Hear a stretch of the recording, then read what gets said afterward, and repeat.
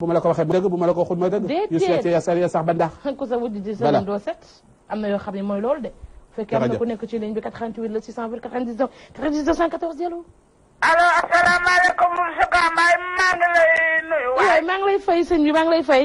waaw maa ngi nuyu El Hadj Ousseynou Diouf footballeur nuyu naa la. maa ngi lay fay man ne la fay. El Hadj Diouf. waaw. waaw Ferdinand Coly Henri Camara dégg nga am nee na njaw doo xeer doo tus. dégg nga. bara bëgg a taxaw di am kàddu yoo xam ni moom ngay yëkkati looy wax ci lu ni mel.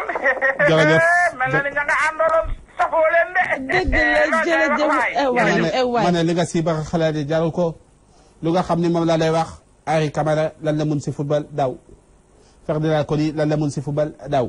yow nag loo mën ñaar ñoo xam ni ay daw kat leen.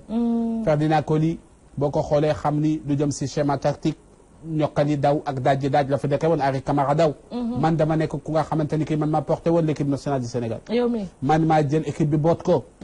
fu ma mus a dem dañuy wax dëgg tey la ñu mun a taxaw di ma critiquer. mais bi ñu nekkee si équipe bi El Hadj boo dugalul réew mi toj El Hadj il faut nga jàpp si El Hadj il fallait que nga football. El Hadj il fallait que nii ñoom ñëpp maa nekkoon seen njiit démb ak barki démb. donc tey Henri mécontent la parce que lu may yootu vision bu ma am football Sénégal. loolu moo leen naqari loolu moo tax ñu yëkkati yooyu kàddu mais en tout cas lu am solo te leer mooy pare na pour relever le défi jël fédération Sénégal gagner coupe d'Afrique jël la fédération Sénégal gagner la coupe du monde loolu mooy suma objectif. yow mën nga ko. loolu la yaakaar. mën nga ko yow. jërëjëf.